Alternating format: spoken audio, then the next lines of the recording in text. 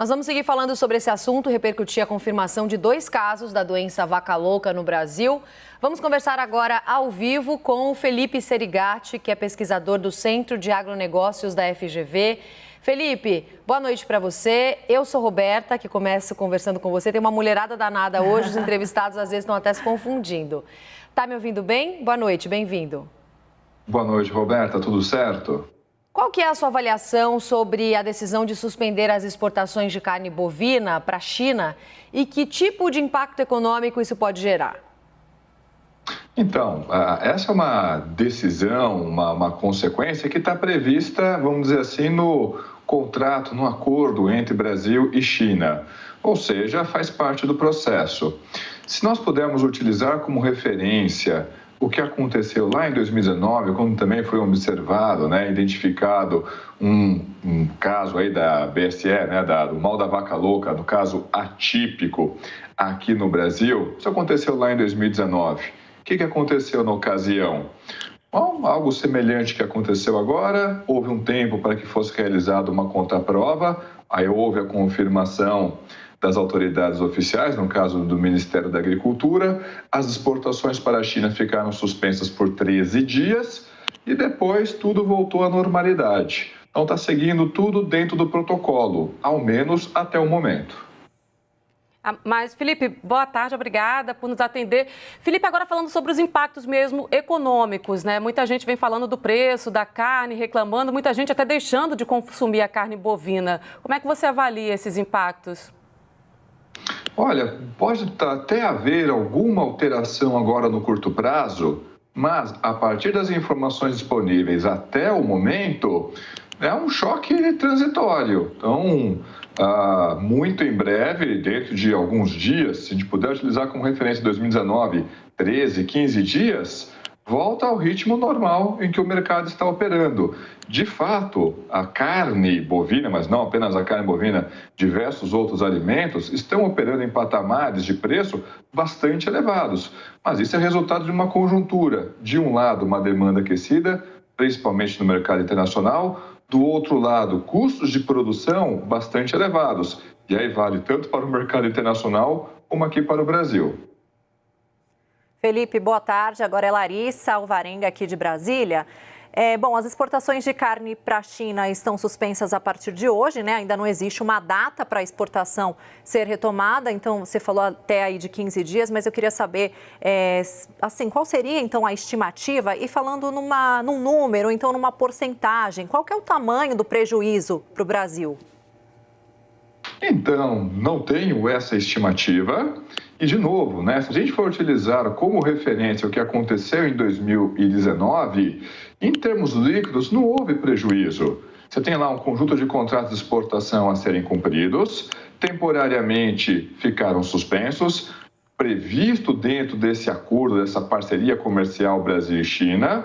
Os chineses demandam os documentos, é um caso atípico, estão dizendo, tudo bem, é um caso atípico, só que a gente quer ver toda essa papelada, toda essa documentação, até que a gente se sinta confortável para retomar os embarques. Retomando os embarques, tirando aquela flutuação de curto prazo, business as usual, ou seja, a gente volta a operar nesse mercado como a gente estava operando antes da identificação desses 2 casos. Sim, então na sua visão, Felipe, não há qualquer risco para a saúde humana e nem animal? Até o que se sabe no momento, ou seja, com as informações disponíveis que foram divulgadas, que foram veiculadas até o momento, não tem razão para imaginar que o que nós temos hoje seja algo diferente de um episódio que aconteceu, até mesmo aqui no Brasil, recentemente, lá em 2019.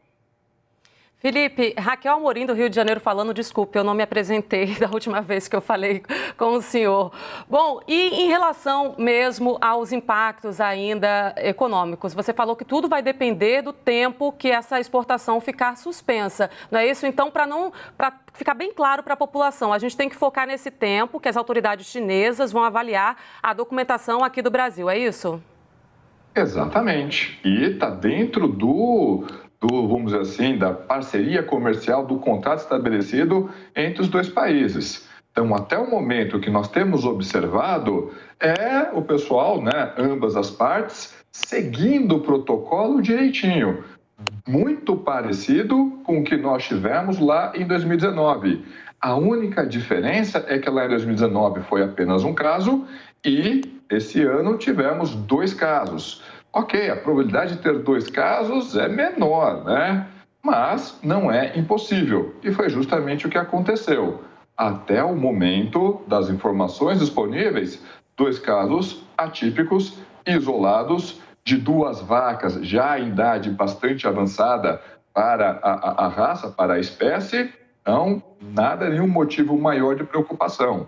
Óbvio, a notícia chama atenção, o mercado reagiu a essa notícia até que houvesse uma confirmação, e aí nós observamos na quinta, principalmente, uma queda no valor da arroba do boi gordo, mas esclarecidas essas informações e, principalmente, retomada a autorização para os embarques, não há qualquer motivo para imaginar que a gente não volte ao cenário que a gente estava antes dessas 2 confirmações.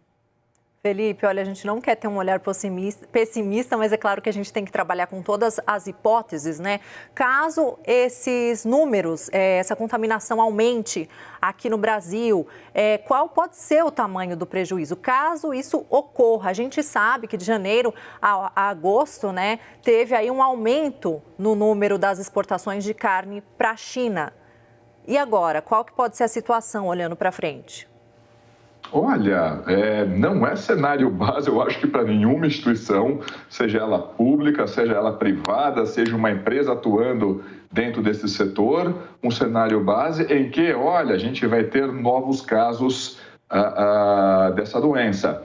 Até mesmo porque podemos utilizar o nosso passado como referência, mas podemos utilizar também, como a própria reportagem de vocês apresentou, casos que aconteceram esse ano em outros países. Sem dúvida alguma, mal da vaca louca, dado todos aqueles problemas que aconteceram no Reino Unido lá nos anos 90, assusta todo mundo. Mas nessa versão atípica, ela não é, vamos dizer assim, um evento raro.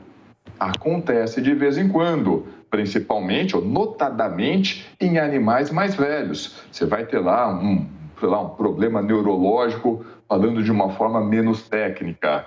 Isso acontece.